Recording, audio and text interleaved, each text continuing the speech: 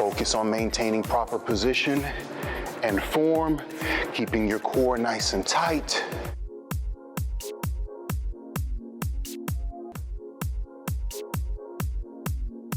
Starting position, feet hip width apart, toes pointed forward. From here, you're gonna lower yourself down into a squat, pause, come up, and squeeze the shoulder blades back. We'll perform a total of 12 reps. You ready? Let's go. Squat, and come up, squeeze, great job.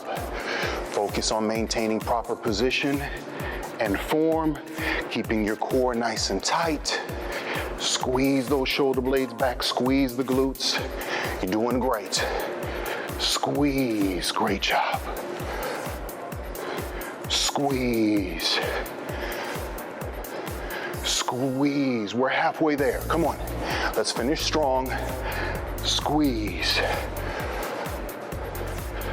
Squeeze. Squeeze, last 3. And 3, 2,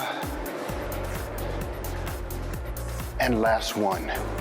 Great job.